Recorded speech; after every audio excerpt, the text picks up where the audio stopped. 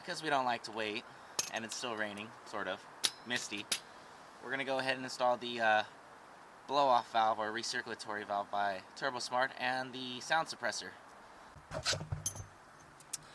And this is the after, so Turbosmart valve and sound suppressor right above. So this will be more consistent boost, especially with going with a higher tune, and the sound suppressor is supposed to get rid of the whistle noise inside the cabin.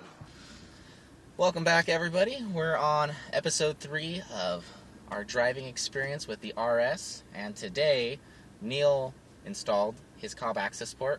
We're starting off with just an off-the-shelf stage 1, if you want to say stages, that Cobb provides.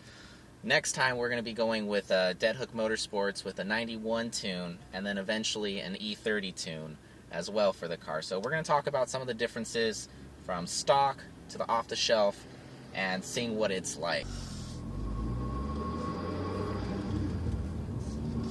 So taking off in sport mode, I definitely, at partial throttle, definitely notice a bigger increase in throttle response, where it feels a little bit more aggressive.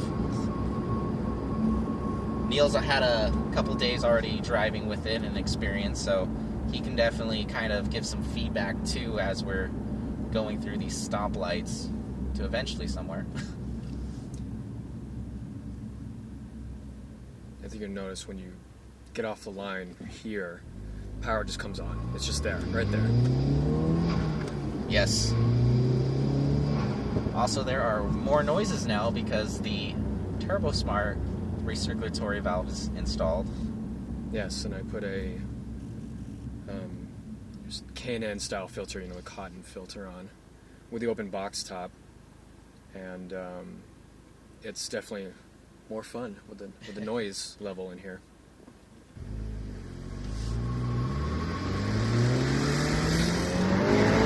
Oh my god.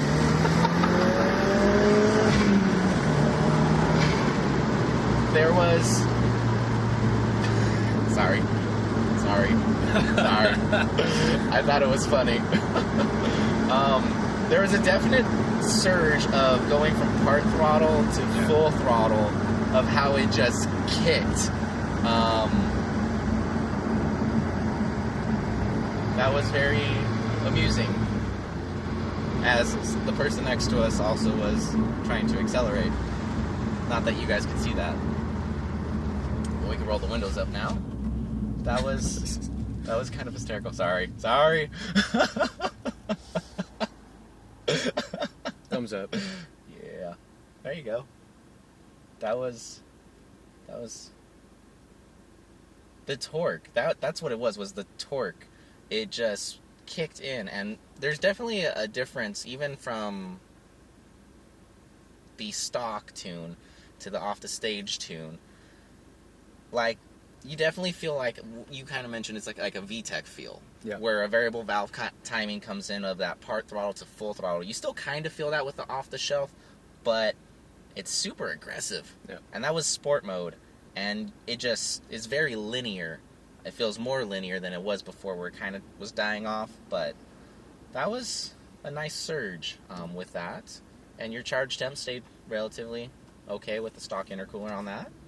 They didn't go higher than 85, and it's the lowest they've been is 70, so right now we're sitting at 84. Yeah, you were going off a stoplight too, where it's sitting resting at 84 right now, so yeah, I would say the throttle ratio is closer to 1-to-1 with this tune as opposed to the stock programming.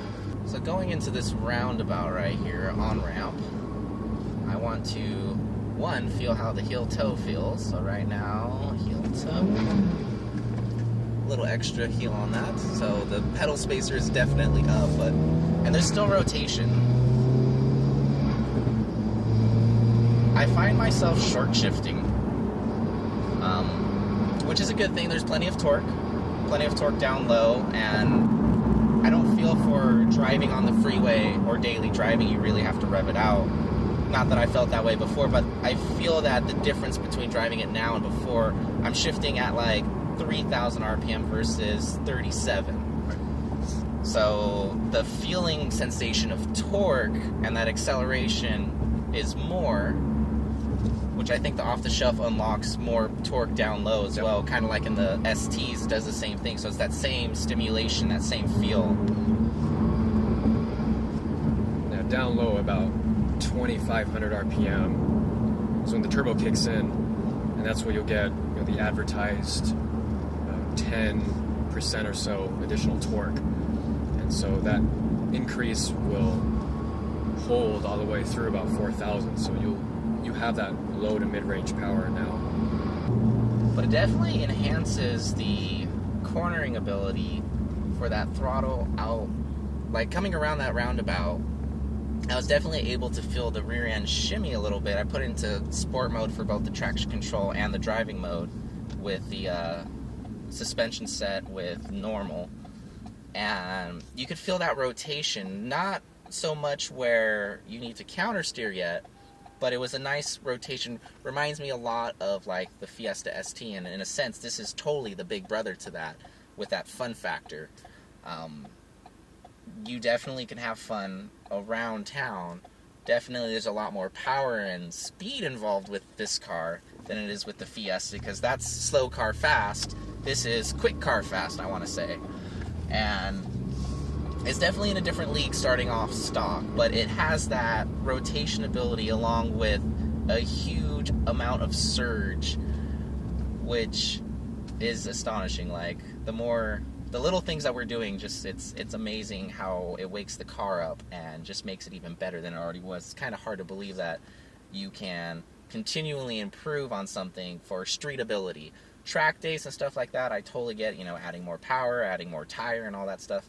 But for real world street driving, like these little tweaks here and there are making it very exciting to drive, which I'm assuming with the daily driving, it's quite a hoot. It's still, you have your moments with merging onto traffic, on ramps, trying to jump into a little hole or things like that when you're dealing with traffic and sort. So it's an awesome car. And again, I'm going to say, I don't need it.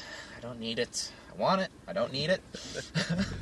So I've discovered with the Cobb Accessport off-the-shelf Stage 1 map that driving in normal mode is the best for just everyday driving, going to the store. Before, with the stock programming, I found myself always switching it to sport mode. Just, it's more fun. It's a little bit more of the 1-to-1 type throttle ratio. Definitely less conservative. And I just found myself always putting in that mode as a default.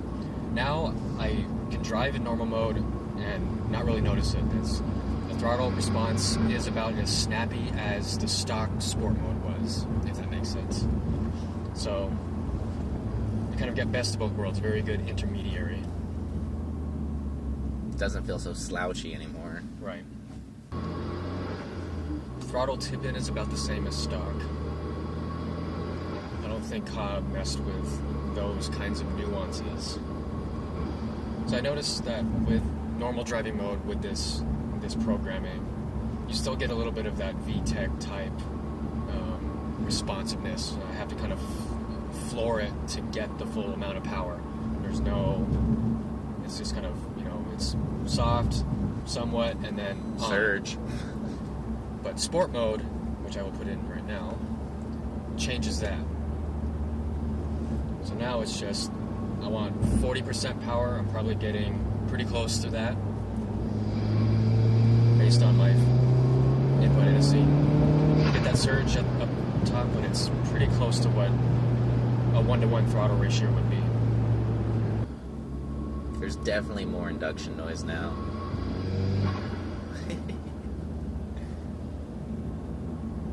And I'm driving this car actually right now for the first time with my gas pedal spacer, and it's true what they say.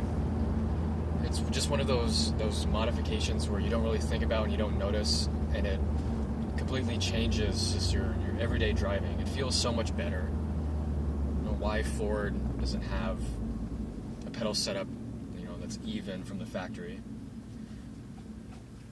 Yeah, it's worth it.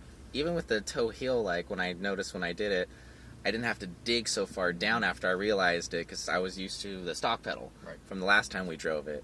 And I definitely went a little bit higher, but that's all right because with those blipping, you want to be higher so that way when you downshift, it goes pretty well. Mr.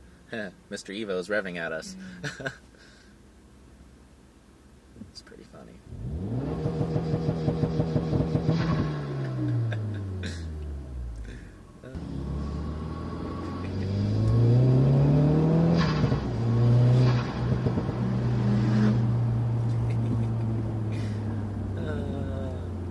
I think he wants to pull over and chat, man.